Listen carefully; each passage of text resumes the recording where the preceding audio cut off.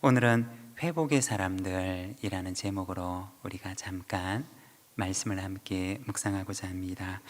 우리가 오늘 세 군데 말씀을 같이 보기를 원하는데, 먼저 첫 번째 1절과 2절입니다.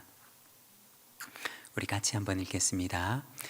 옛적에 바벨론 왕 느부갓네살에게 사로잡혀 바벨론으로 갔던 자들의 자손들 중에서 노임을 받고 예루살렘과 유다도로 돌아와 각기 각자의 성읍으로 돌아간 자, 곧 스룹바벨과 예수아와 느헤미야와 스라야와 르엘라야와 모르드게와 빌산과 미스발과 비그웨와 르훔과 바나 등과 함께 나온 이스라엘 백성의 명수가 이러하니.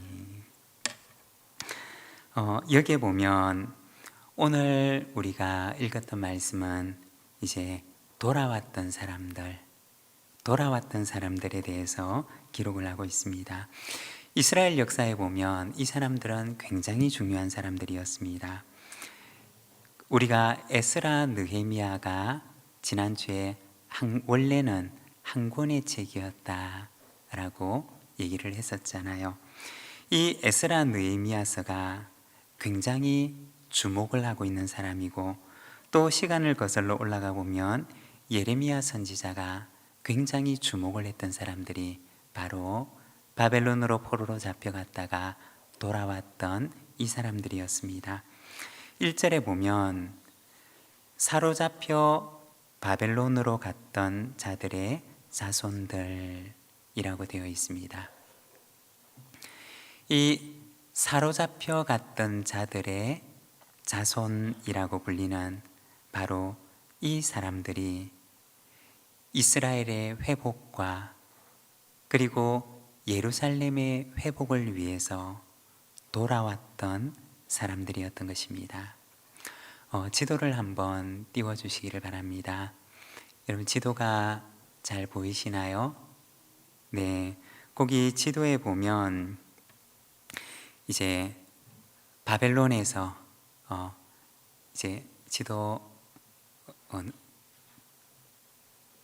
이쪽 편 네, 이제 바벨론에서 이제 돌아오는 사람들의 그 여정이 기록되어 있습니다. 여기 보면 이제 왼편 이제 이쪽 편 아래에서부터 시작해서 쭉 올라가서 다시 내려오는, 그렇게 이제 선이 그어져 있죠. 보이시나요?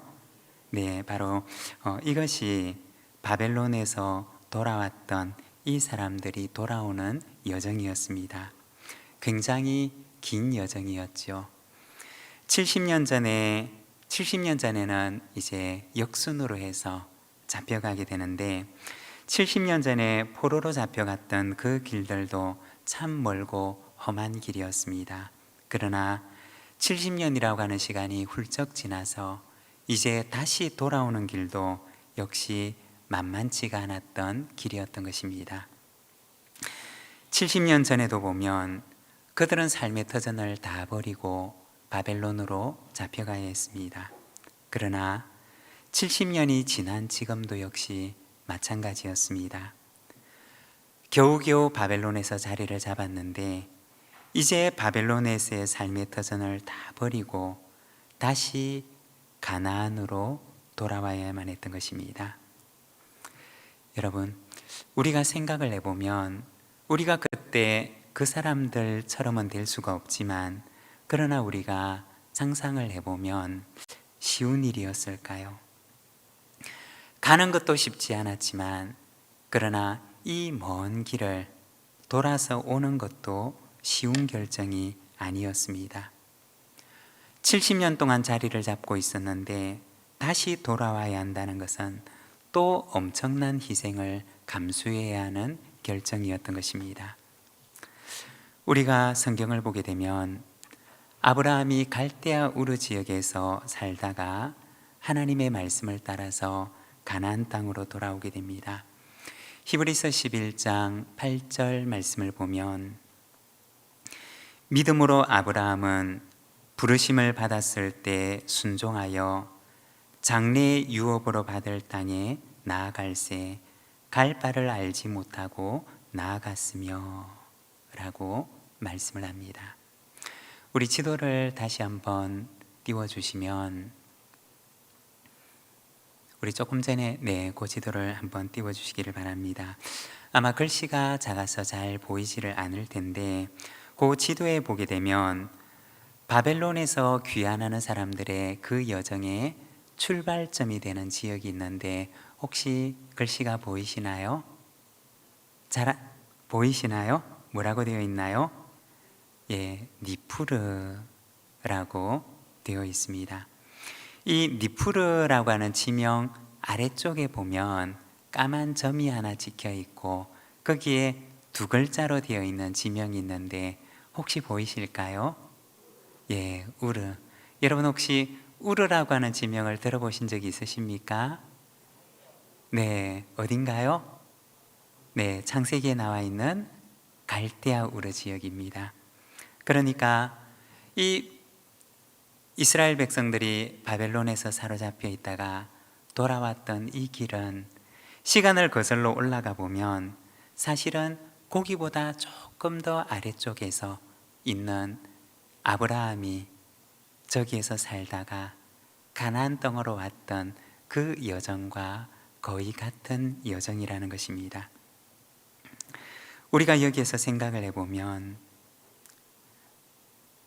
회복을 위해서, 오늘 우리가 회복의 사람들이라는 제목으로 말씀을 생각하고 있는데, 이스라엘의 회복을 위해서, 예루살렘의 회복을 위해서 그들은 저 먼 여정을 따라서 이제 가나안 땅까지 그들이 원래 살았던 그 고국 본토로 돌아오게 되는데, 여러분 이처럼 회복을 위해서는 회복을 위해 희생하는 누군가의 희생이 있다는 것입니다.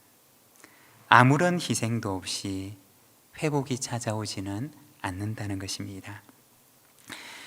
2025년 우리가 이 한 해를 시작하면서 우리 교회는 회복이라고 하는 주제를 정하고 있습니다. 누군가가 회복을 맞이하기 위해서는 누군가는 이 회복을 위해서 수고하는 그 숨은 수고가 있어야 한다는 것입니다. 그리할 때 회복의 기쁨이 찾아오게 된다는 것입니다. 특별히 올 한 해는 우리가 소그룹의 회복이라고 하는 방향을 정했습니다. 여러분, 소그룹이 회복되려면 어떻게 해야 할까요? 누군가는 이 소그룹의 모임을 위해서 수고하는 이가 있어야지만이 소그룹이 회복되는 기쁨을 누군가는 누릴 수가 있다는 것입니다.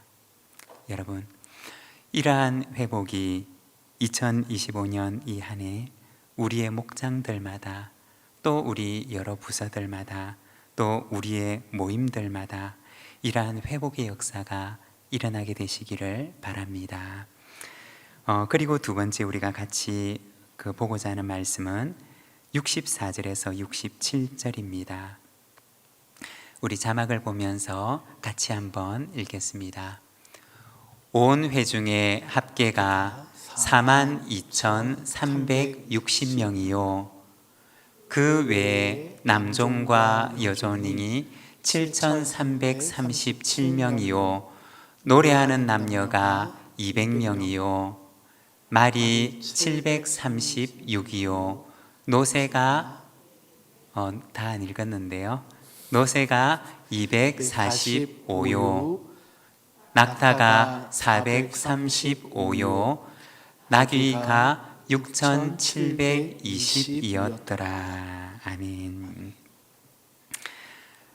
우리가 이제 마지막 통계가 나온 이제 말씀인데, 우리가 거슬러 올라가 보면은 이제 3절부터 시작해서 긴 이름들과 숫자들이 나오게 됩니다. 3절에서 5절까지를 제가 한번 읽어보면, 바로스 자손이 2,172명이요 스바디아 자손이 372명이요 아라 자손이 775명이요. 이렇게 해서 긴 이름들과 숫자들이 등장하게 되는데, 그런데 우리가 에스라 느헤미야서를 읽어보면 사실 이 이름들이 여기에서만 나오는 것이 아닙니다. 우리가 나중에 가서 한 번 더 읽어야 됩니다. 어디에 나오느냐? 느헤미야 7장에 가면 이 명단과 같은 명단이 한 번 더 나오는데, 느헤미야 7장 8절에서 10절 말씀 한번 띄워주시기를 바랍니다. 바로스 자손이 2172명이요 스바디아 자손이 372명이요 아라 자손이 652명이요. 분명히 이 느헤미야서로 넘어가게 되는데, 그런데 우리가 조금 전에 읽었던 그 명단이 똑같이 다시 한번 느헤미야 7장에 보면 반복되어 나옵니다. 여러분 어떤가요? 이제 이 명단을 두 번이나 이렇게 이제 반복해서 실어 놓았는데, 여러분 또 읽고 싶으신가요? 어떠신가요? 한 번만 했으면 됐지 하는 생각이 드시나요? 우리가 이렇게 이름들이 쫙 나열되어 나오는 장은 우리가 안 읽고 지나가고 싶은 마음이 들지 않습니까? 그런데 에스라 느헤미야서에는 이 똑같은 명단을 두 번이나 기록을 하고 있습니다. 여러분, 왜 그럴까요? 왜 이 긴 명단을, 그리고 읽는 우리도 한 번 읽었으면 됐지 이거를 또 굳이 두 번을 읽어야 되나? 라는 생각이 드는데, 그런데 에스라 느헤미야서는 이 명단을 두 번씩이나 기록을 하고 있습니다. 왜 그럴까요? 에스라 느헤미야 성경은 탈무드에 보면 학사 에스라가 기록을 한 것으로 말을 하고 있습니다. 그러면 이 에스라는 왜 두 번이나 이 지루한 이름들을 기록하고 있을까요? 에스라는 이스라엘의 회복을 위해서, 예루살렘의 회복을 위해서, 이스라엘 공동체의 그 회복을 위해서 자신의 희생을 결단하고 돌아왔던 그 사람들의 고귀한 이름을 훗날 사람들이 기억하기를 원했던 것입니다. 여러분, 그러면 하나님은 어떠실까요? 하나님도 이들의 희생과 수고와 헌신을 잊지 않고 하나님의 가슴 속에 기억하실 것입니다. 다니엘서 2장 3절 말씀을 우리가 자막을 보면서 같이 한번 읽겠습니다. 지혜 있는 자는 궁창의 빛과 같이 빛날 것이요 많은 사람을 옳은 대로 돌아오게 한 자는 별과 같이 영원토록 빛나리라. 아멘. 여러분, 사람들은 기억해 주지 못한다 할지라도, 사람들은 얼른 읽고 지나가고 싶어하는 그 이름이라 할지라도 하나님께서는 그 이름을 기억하시고 하늘에 빛나는 별처럼 하나님의 가슴 속에 그 이름을 담아두실 것이라는 것입니다. 제가 참 좋아하는 찬양 중에 해같이 빛나리 라고 하는 찬양이 있는데, 여러분 이 찬양 아시죠? 어쩌면 우리의 이름도 하나님께서 그 하늘에 빛나는 별처럼 기억하실 것입니다.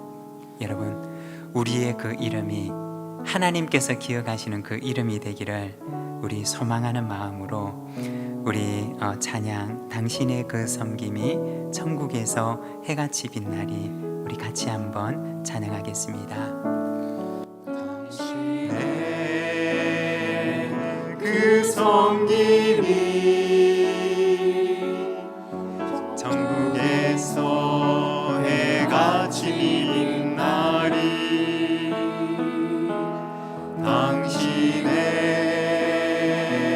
그 겸손이 천국에서 해가 빛나리. 당신의 그 믿음이 천국에서 해가 빛나리. 당신의 그 충성이 천국에서 해가 빛나리. 주님이 기억하시면 족하리. 예수님 사랑으로 가득한 모습, 천사도 흠모하는 아름다운 그 모습, 천국에서 해가 빛나. 당신의 그 순종이 당신의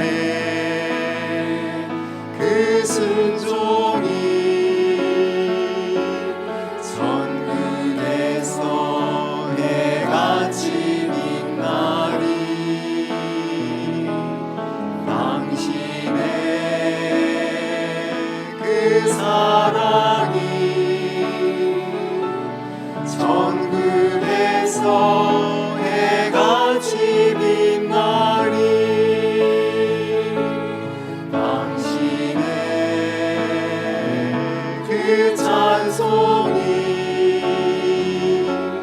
천국에서 해가 빛나리. 당신의 그 헌신이 천국에서 해가 빛나리. 주님이 기억하시면 족하리. 불타는 사랑으로 가득한 모습, 천사도 흠모하는 아름다운 그 모습, 천국에서 해가 빛나리.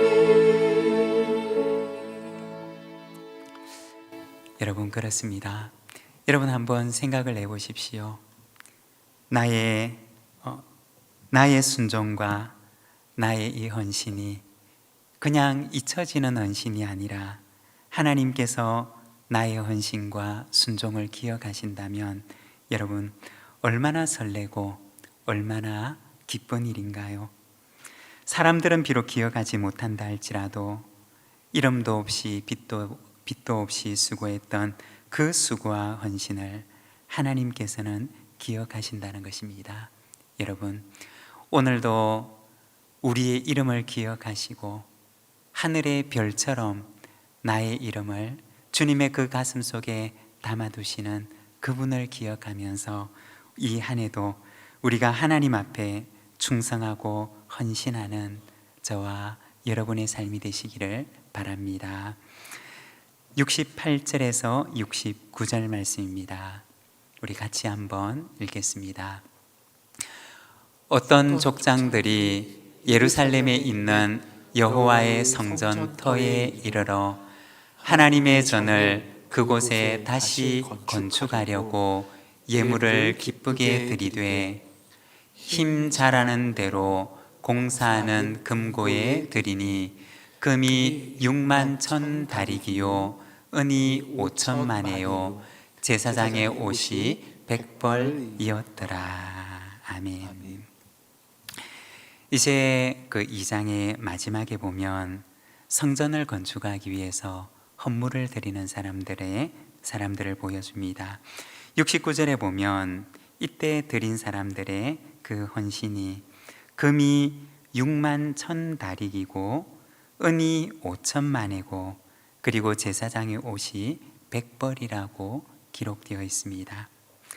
금이 6만 1000다릭이라고 하는 것은 오늘날의 단위로 환산을 해보면 금의 무게가 514kg 정도 되었다고 합니다.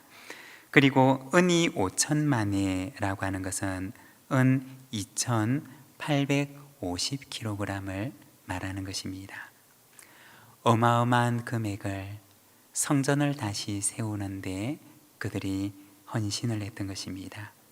그러면 이 사람들이 그 바벨론에서 70년간 포로 생활을 하고 돌아왔던 이 사람들이 돈이 많아서 그렇게 헌신을 한 것이냐? 그렇지를 않았습니다. 69절 말씀을 보면 힘 잘하는 대로 공사하는 금고에 드리니 라고 말씀을 합니다. 힘이 있어서 헌신했던 것이 아니라 힘이 잘하는 대로 그들은 헌신했던 것입니다.